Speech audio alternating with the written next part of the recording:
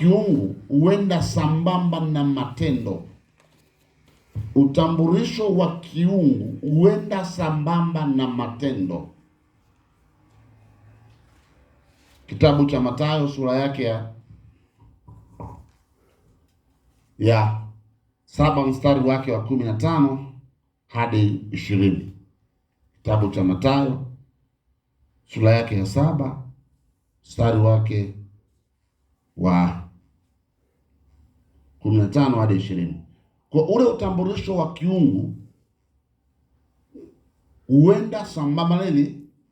Watu wanaposema umeokoka, watu hawaangalii tu sura yako, wanataka kuona maisha yako yamebadilika. Ni kweli jamani? Wanataka kuona, je, kuna mabadiliko gani toka aseme amefanyaje, ameokoka. Mbona hakuna mabadiliko? Watu wanataka kuona yale matendo ya kimungu ndani yako. Haleluya, haleluya. Kwa hiyo hii usilisahau ya kuwa utambulisho wa kiungu huenda sambamba na matendo. Usisahau, usisahau. Kwa nini? Maana yake Mungu ana matokeo.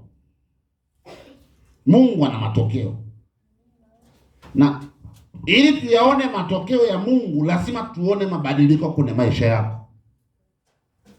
Haleluya. Maana yake kama ulikuwa hauna upako, tuone upako. Amen. Kama ulikuwa hauna fedha, tuone fedha.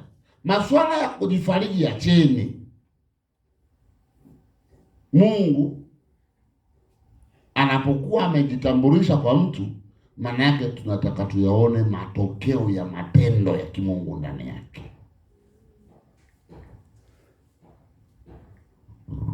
Haleluya, haleluya. Biblia inasema hivi, umepata?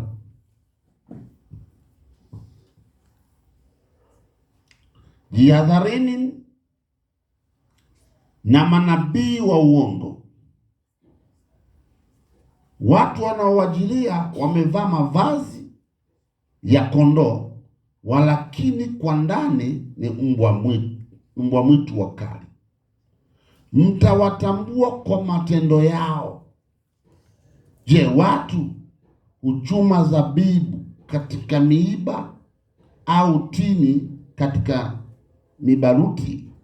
Vivyo hivyo kila mtu mwema huzaa matunda mazuri.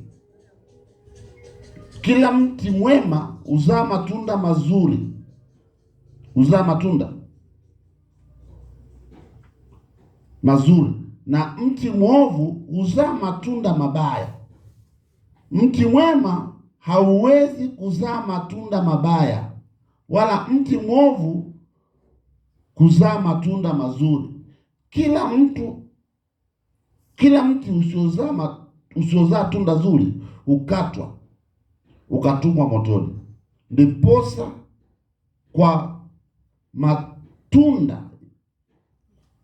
Ndiposa kwa matunda yao mtawatambua.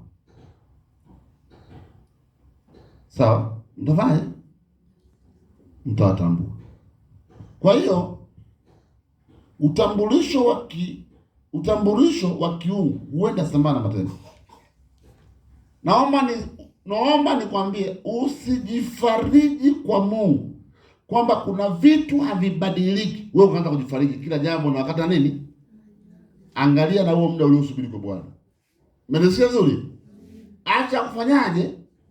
Usitie faraja mahali ambapo unatakiwa wewe ubadilike ili Mungu atende. Usitie neno wala faraja hapo, utakosea. Bwana Yesu apewe sifa. Mahali pa kubadilika, badilika ili tuyaone matendo ya nani? Ya Mungu, kwa sababu Mungu huenda sambamba na hayo matendo. Haleluya, watu wa kanisa.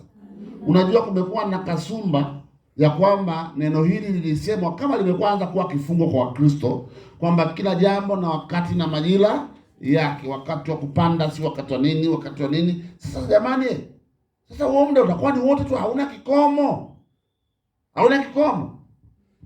Kila kitu kinakuwa na kikomo. Bwana Yesu apewe sifa. Kinakuwa na nini?